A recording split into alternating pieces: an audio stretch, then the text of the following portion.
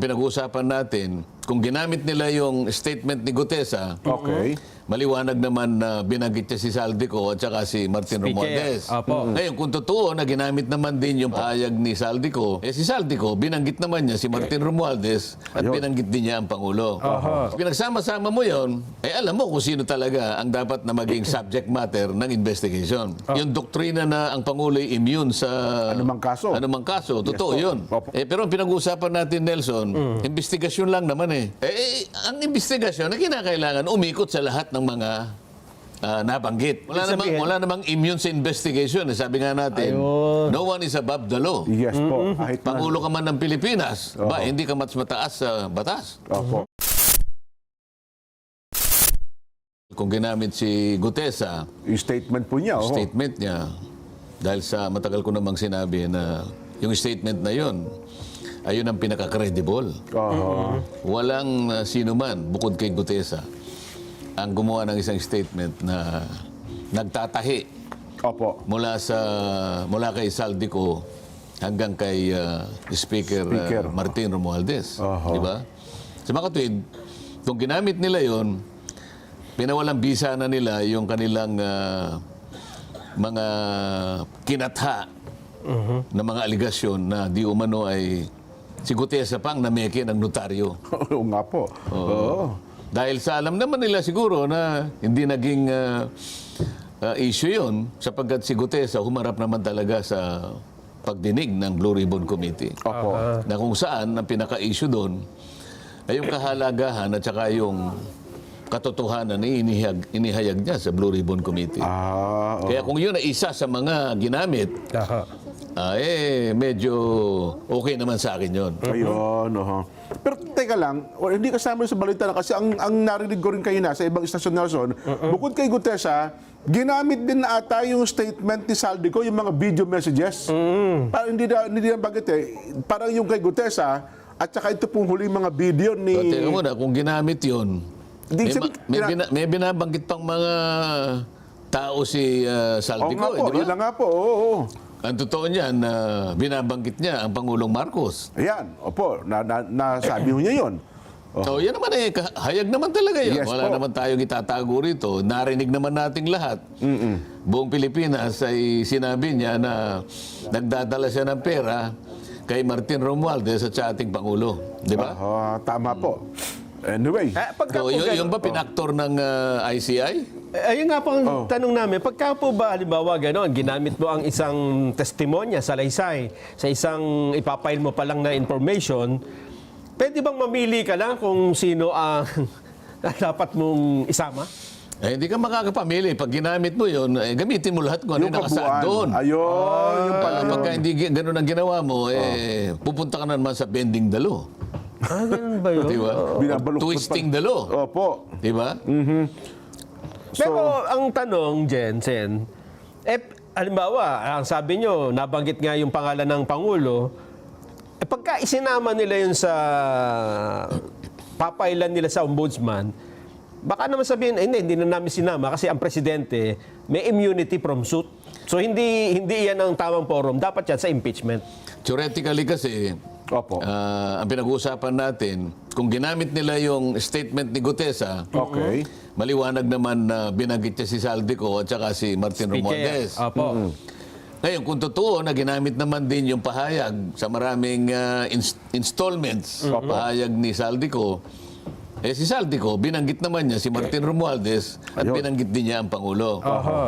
Kapag pinagsama-sama mo yon, alam mo kung sino talaga ang dapat na maging subject matter ng investigation. Kaya tinatanong ni Nelson, yung doktrina na ang Pangulo ay immune sa anumang kaso, totoo yun. Pero ang pinag-uusapan natin, Nelson, investigasyon lang naman Diba? Hindi naman kakasuhan. Kasi para kumpleto. Dahil nga sinasabi natin, huwag tayo maging selective. Total naman, binanggit lahat ang mga pangalan ng mga kung sino-sino. Sinino naman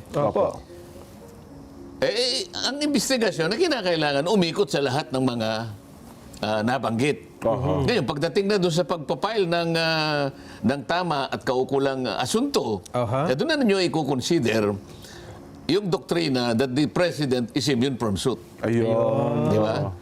At hindi naman siguro ibig sabihin. Wala namang immune sa investigation. Sabi nga natin, Ayun. no one is above the law. Yes po.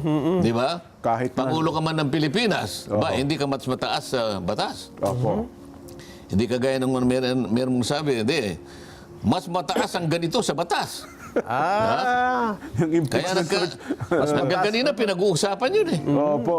Yung mas mataas ang impeachment court kaysa sa Supreme Court, yung po ba yung tinutukoy? Isa yun, ano? Nakata, sinabi niya, mas mataas ang tao sa batas. Di ba? Yun pa. Di ba ganun? Tama. Kaya Kasi nga naman, nagkahetot-hetot lahat. kasi nga naman, Sen, Vox Populi, Vox Day, di ba? Voice of the people, ano tawag yan? Voice of God. Voice of God, parang gano'n Bakit? doon yata sinimulan Yung yun. voice of the people, pinagsama-sama sa isang dokumento na kung tawagin ay saligang batas. Yun na yun. Yan ang voice of the people. Yung saligang ba yun? Hindi dahil siya nagsalita lang isang kalipunan. Opo. Ano? Ganun pala yun. O ang tawag doon, the law of the mob.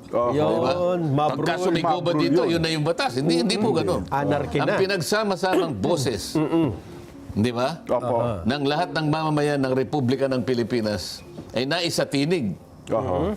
doon sa ating saligang batas. Ayun. Pasasakop ka doon? Oho. Yun pala ang konteksto noon. Ano, ha? Pero teka lang, kayo po, personally, sapagkat kinasuhan na po si Speaker, di ba? At saka iba pa. Kayo ba bastante na doon, Sen? Anong ibig mo sabihin sa bastante? Sabihin sapat na ba yun? Kasi ang hinahanap nga natin, sabi niya, mastermind ng mga katiwaliang ito eh.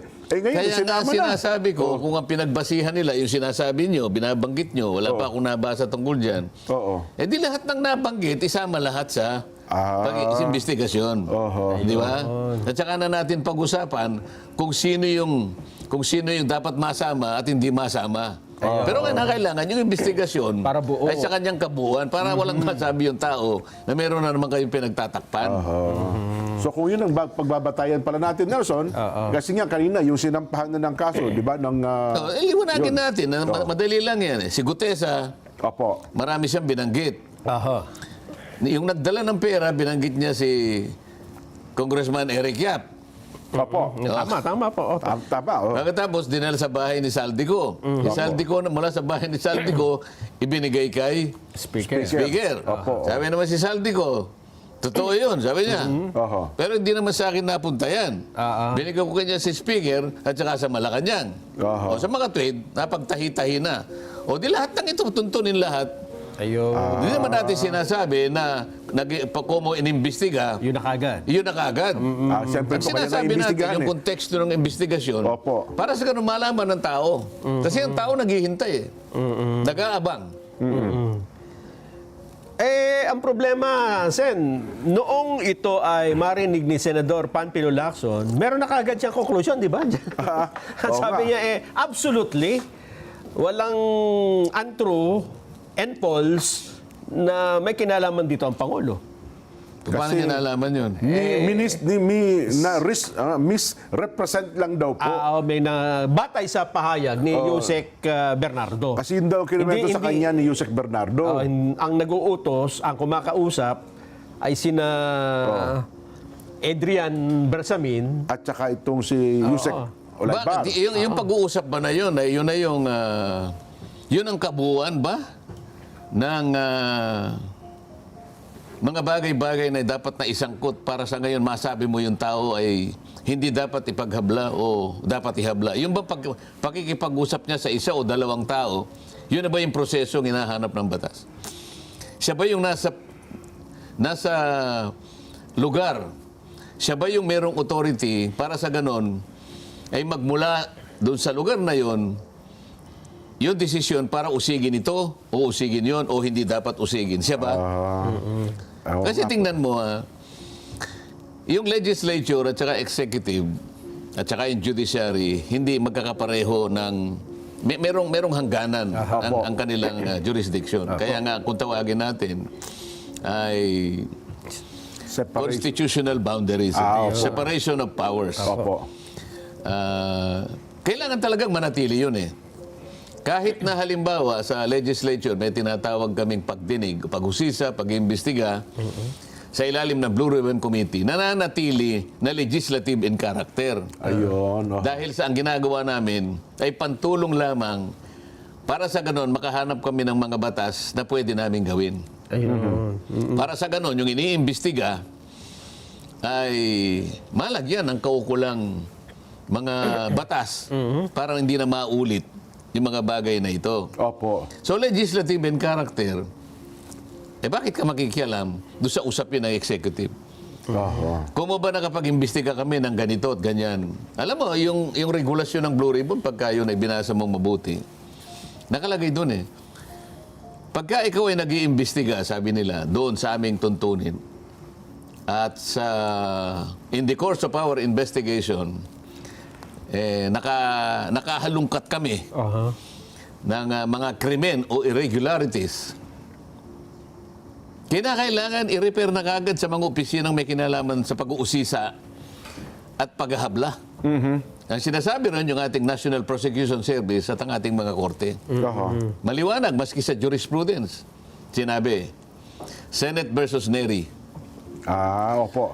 Ang katungkulan, sabi niya, ng legislatura ay gumawa at maglatag ng batas. Kailanman ay hindi ninyo tungkulin ang mag-usisa ng krimen. Oho. At hindi kayo pwedeng mag-prosecute at hindi kayo pwedeng mag-adjudicate. Oho. Ngayon, kung sinabi nga ni Senador Lacson yun, nasa sa kanya yun. Kaya ang tanong ko, dahil ba meron siyang nakausap? Opo. Ang talagang maghahabla ay yung ating national prosecution.